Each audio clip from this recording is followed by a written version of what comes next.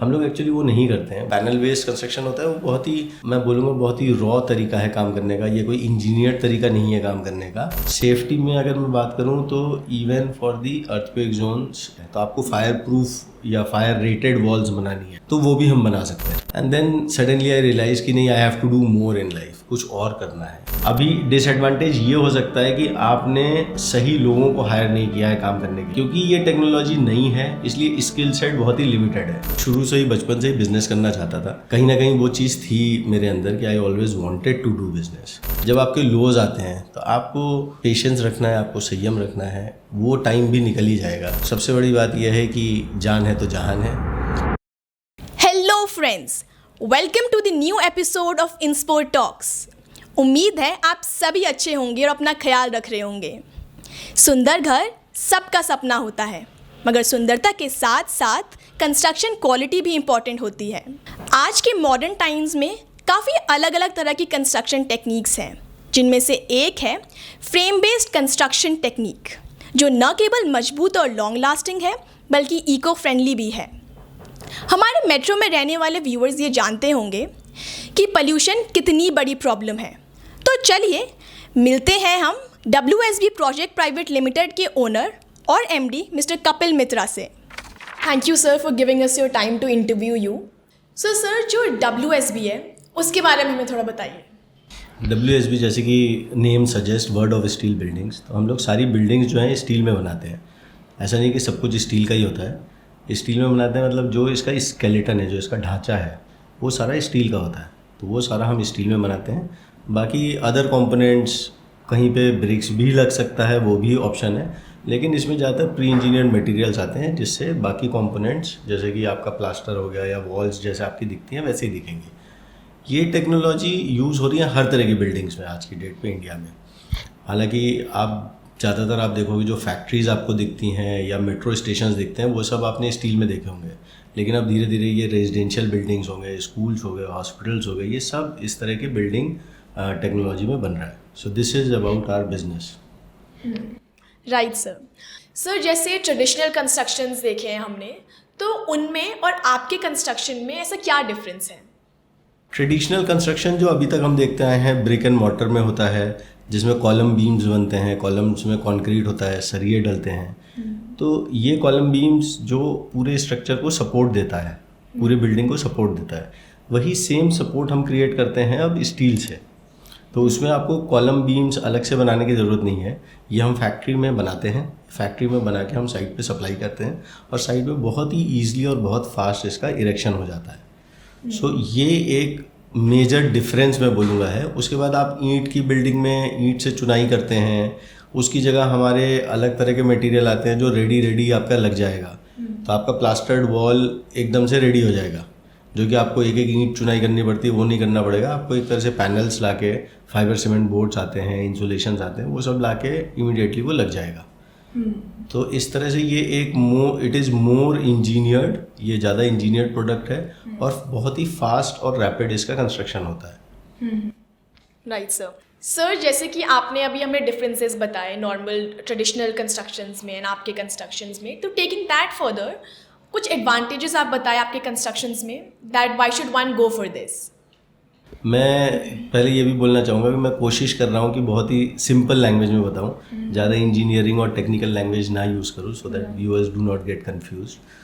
तो इसमें आपने जो एडवांटेजेस पूछे हैं, ये सबसे पहले एक इंजीनियर टेक्नोलॉजी है। जब हम इंजीनियर टेक्नोलॉजी कहते हैं तो इसमें सारी कैलकुलेशंस होती हैं कि आपका बिल्डिंग में क्या लोड आ रहा है, कहाँ पे आपकी बिल्डिंग बन रही है, वहाँ पे विंड स्पीड क्या है, वहाँ पे ज़्यादा बर्फ़ पड़ेगा कि पानी पड़ेगा।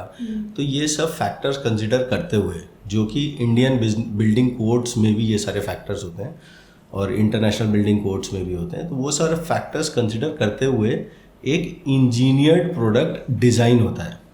एक बार जब डिज़ाइन हो जाता है, जिसमें जब डिज़ाइन हो गया तो हमारा स्टील मैन्युफैक्चरिंग होता है, स्टील मैन्युफैक्चरिंग होकर साइट पे जाता है, साइट पे असेंबली इंस्टॉलेशन होती है। उसके बाद बाकी जो मैं अदर प्रोडक्ट्स कह रहा हूँ, जैसे फाइबर सीमेंट बोर्ड हो गया, रॉकवूल हो गया, लाइट गेज स्टील फ्रेम्स हो गए, काफ़ी सारे स्क्रूज एक्सेसरीज होते हैं डिफरेंट टाइप्स ऑफ, ये सारी चीज़ें होती हैं। इसमें टेक्निकल लेबर्स होती हैं, वो लेबर्स भी हमारी खुद की ट्रेन की हुई होती हैं। तो इस तरह से इसका जो प्रोसेस होता है वो चलता है। तो जो अब हम एडवांटेजेस जैसे आपने पूछा, तो एडवांटेजेस इसका सबसे बड़ा एडवांटेज है fast, it is very fast. Second main advantage है it is totally engineered which means it is safe. Safety में अगर मैं बात करूं तो even for the earthquake zones it is seismic, एक बोलते हैं वर्ड यूज़ होता है टेक्निकल लैंग्वेज में, तो ये सिस्मिक जोन के हिसाब से किस जोन में कितना अर्थक्वेक आ सकता है उस हिसाब से डिज़ाइन होता है।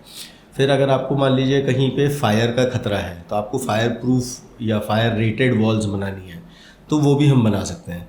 आपने थिएटर्स बनाने हैं जिसमें आपको एकूस्टिक्स चाहिए कि आवाज़ इधर से उधर ट्रैवल ना हो। हमने एक मैरियट होटल किया था देहरादून में, तो उसमें उनका एक रिक्वायरमेंट था कि आवाज़ एक रूम से दूसरे रूम ना जाए। तो इस तरह की जो चीज़ें करनी है ये सारी वेरिएशंस पॉसिबल हैं, तो ये इसका एडवांटेजेस हैं। Sir, so I think there is one very pertinent point जो आपने बताया, दैट इज़ कि for earthquake this is a safer option, of course, right. So sir, जैसे फार्म हाउसेस बनते हैं या पोटा कैबिन्स बनते हैं या गार्ड रूम्स बनते हैं, तो उसमें जो पैनल बेस्ड कंस्ट्रक्शन यूज़ करते हैं, क्या ये वही चीज़ है?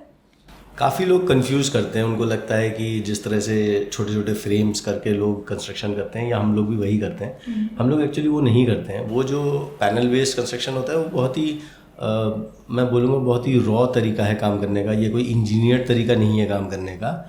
नथिंग अगेंस्ट देम, बट ये हमारा टेक्नोलॉजी नहीं है। ये इस छोटे गार्ड रूम्स आप बना सकते हैं उस तरह से भी, वो सेफ़ है, कोई इशू नहीं है। लेकिन जब आप बड़ी बिल्डिंग्स की बात करते हैं जहाँ पे बहुत सारे लाइफ्स इन्वॉल्व हैं, जहाँ पे बहुत सारा पैसा इन्वॉल्व है, जहाँ पे बहुत सारा रीज़न इन्वॉल्व है, हो सकता है हॉस्पिटल बने, हो सकता है स्कूल बने, तो जहाँ पे इस तरह से काफ़ी चीज़ें इन्वॉल्व हैं वहाँ पे आपको एक बहुत सेफ़ ऑप्शन चाहिए। चाहे आप अपने घर की बात कर लीजिए, आप घर पे भी रहेंगे तो आपको चाहिए बहुत सेफ्टी। तो ये वो टेक्नोलॉजी एग्जैक्टली नहीं है, क्योंकि हमारी टेक्नोलॉजी में जैसे कि मैंने पहले भी आपको बताया कि एक इंजीनियर प्रोडक्ट है जहाँ पे सेफ्टी और हर तरह के लोड्स का, हर तरह के बिल्डिंग कोड्स का, कि जो बिल्डिंग कोड्स गवर्नमेंट ने, इंडियन गवर्नमेंट ने बताई हैं, जो बिल्डिंग कोड्स इंटरनेशनली बताई गई हैं, उनको मद्देनज़र रखते हुए ये सारी चीज़ें बनती हैं। सो हम लोग एक सेफ बिल्डिंग ही बनाते हैं।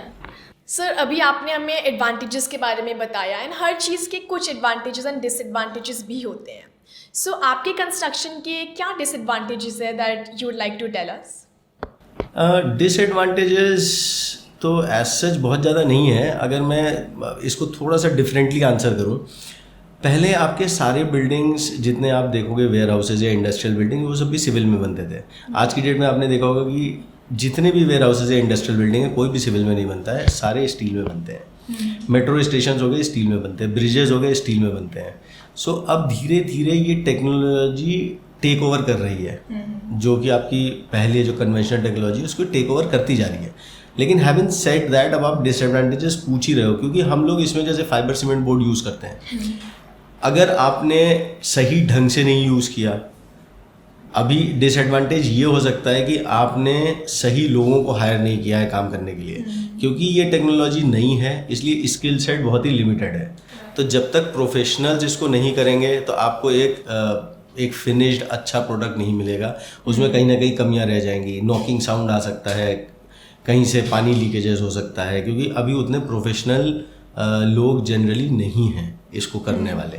सो इसीलिए somebody professional only needs to complete this buildings. तो ये एक मेजर डिसएडवांटेज कहूँगा कि अभी इसकी एक तो जानकारी नहीं है सबको, और दूसरा जानकारी है भी तो जो करने वाले हैं वो उतने प्रोफेशनली अभी इक्विप्ड नहीं हैं। Well said, sir.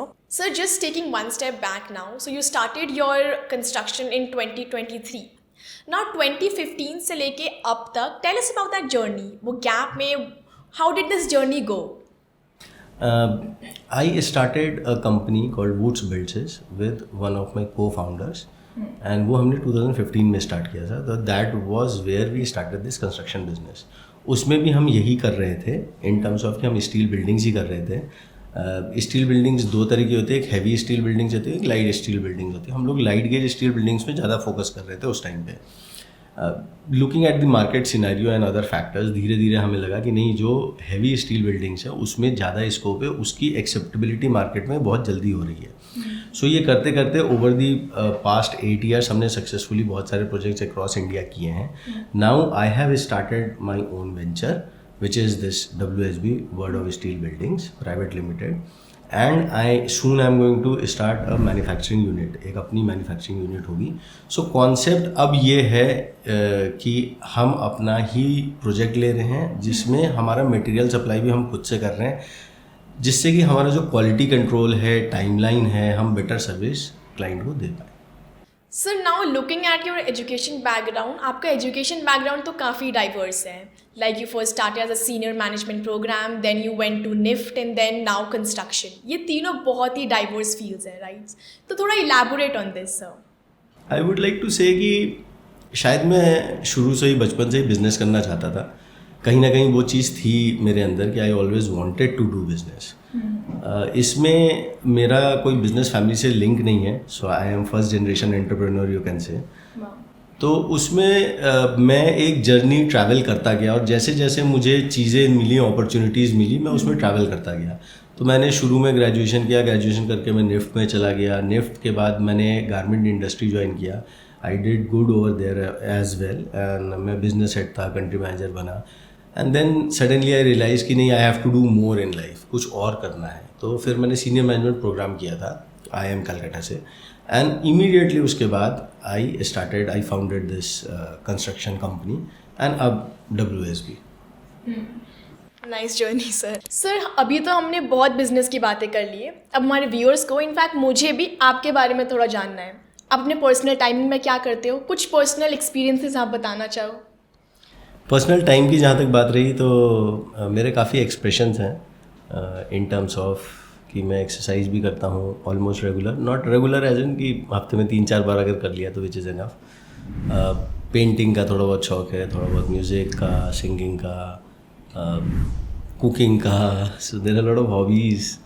Regular basis में कुछ भी नहीं करता हूँ, बट ठीक है, अपने अपने गैप्स में कुछ ना कुछ फिल करता रहता हूँ. एंड रीडिंग का also, I read a lot. So these are the things which I keep on doing besides spending time with family के साथ टाइम स्पेंड करना, बाहर जाना. इंडिया में हो तो आप बॉलीवुड मूवीज़ भी इंजॉय करोगे. आजकल OTT प्लेटफॉर्म्स हैं तो आप OTT प्लेटफॉर्म्स में भी फैमिली के साथ काफ़ी कुछ देखोगे. तो यही सब है, like a normal human being. Sir हर किसी के लाइफ में कुछ हाई एंड कुछ लो पॉइंट्स होते हैं. Now coming to you sir.